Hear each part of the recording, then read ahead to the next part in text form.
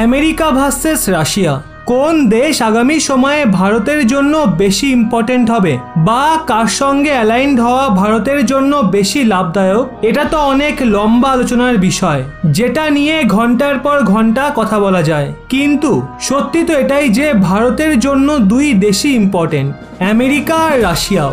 কিন্তু এই ব্যাপারটা হয়তো ভারত সরকার গত কিছু সময় ধরে ভুলে গেছিল।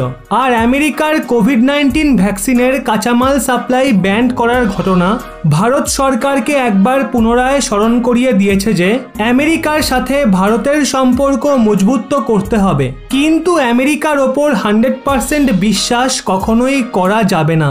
আর রাশিয়া যে অনেক পুরনো বন্ধু, আমেরিকার জন্য তাকে পুরোপুরি এড়িয়ে চলা একদমই সঠিক স্ট্র্যাটেজি হবে না। কিন্তু এখন ধাক্কা খেয়ে ভারত সরকার একবার পুনরায় পুরনো বন্ধু রাশিয়াকে গুরুত্ব দেওয়া শুরু করেছে।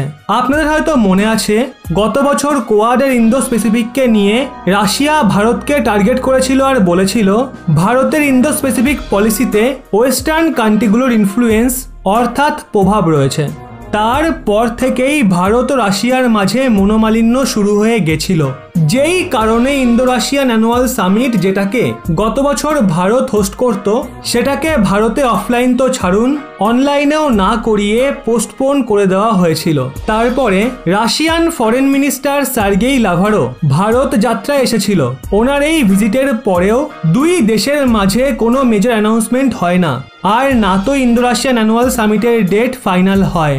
এরই সঙ্গে আরও একটা চমকে দেওয়ার মতো বিষয় হলো ভারতের প্রধানমন্ত্রী নরেন্দ্র মোদীজি সার্গেই লাভারোর সঙ্গে দেখাও করেননি। কিন্তু যখন আমেরিকার থেকে ডিফেন্স সেক্রেটারি বা ক্লাইমেট এনভয়ও ভারত যাত্রায় আসে, তখন প্রধানমন্ত্রী নরেন্দ্র মোদীর সঙ্গে তাদের অন্তত একবার দেখা অবশ্যই হয়। এর জন্য এই সমস্ত বিষয়ে পরিষ্কার দেখাচ্ছিল যে রাশিয়া ও ভারত দুই দেশের মাঝে সামান্য দূরত্ব সৃষ্টি হয়েছে।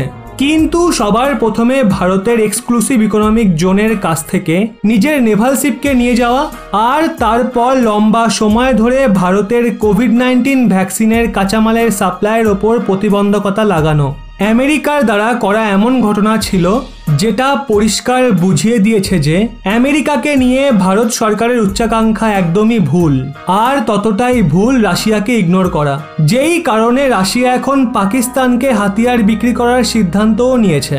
কিন্তু যখন প্রতিকূল পরিস্থিতিতে আমেরিকা নয় বরং রাশিয়া সবার প্রথমে হাত বাড়ায়, তখন ভারত ও রাশিয়ার মাঝে ডিপ্লোম্যাটিক চ্যানেল পুনরায় অ্যাক্টিভ হয়ে ওঠে, যেটাকে নিয়ে দুটো মেজর ডেভেলপমেন্ট সামনে বেরিয়ে আসছে।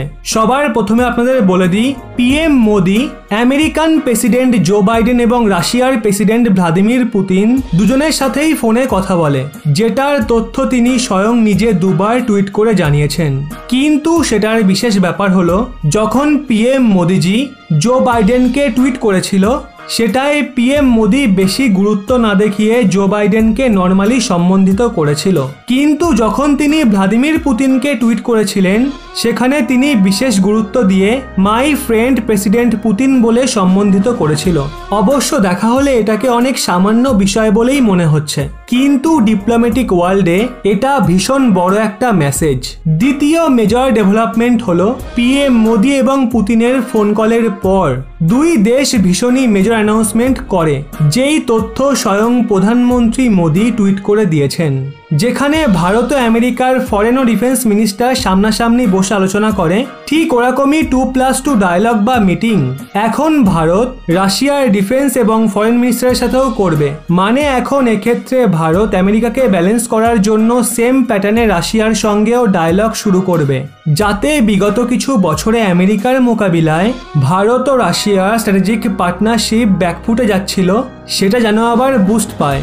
ডিফেন্স ও ডিপ্লোম্যাটিক এক্সপার্টদের কথা শুনলে এটাকে ভীষণ বড় মেজর ডেভেলপমেন্টের জন্য মনে করা হচ্ছে, কারণ এটাকে এই সময় অ্যানাউন্স করা হয়েছে, যেখানে এই 2+2 ডায়লগ স্টার্ট করার অ্যানাউন্সমেন্ট রাশিয়ার ফরেন মিনিস্টার সার্গেই লাভারোভের ভারতযাত্রা দরুনও হতে পারত, বা এটাকে আগামী সময়ে হওয়া ইন্দো রাশিয়ান অ্যানুয়াল সামিটেও অ্যানাউন্স করা যেত। সে যাই হোক, এখন ভারত ও রাশিয়ার মাঝেও 2+2 ডায়লগ হওয়ায় আশা রয়েছে যে দুই দেশের সম্পর্ক আবার আগের মতো ট্র্যাকে ফিরবে। আর সব থেকে খুশির ব্যাপার হলো এখন ভারত সরকার বুঝতে পেরেছে রাশিয়া ও আমেরিকার মাঝে নিউট্রাল থাকাই ভারতের জন্য বেশি লাভদায়ক হবে। অবশ্য আপনার কি মনে হয় এই দুই দেশের মধ্যে ভারতের কার দিকে যাওয়া উচিত, রাশিয়া নাকি আমেরিকা, নাকি এই দুয়ের মাঝে একদমই নিউট্রাল থাকা উচিত? অবশ্যই নিচে কমেন্টে জানান। ভিডিওটি ভালো লেগে থাকলে অবশ্যই একটি লাইক করে প্রত্যেককে শেয়ার করে দিন। আর এরকমই ব্যাক টু ব্যাক আপডেট পেতে রহস্য বাংলা এই চ্যানেলটি সাবস্ক্রাইব করে পাশের বেল আইকনটি অল করে রাখুন।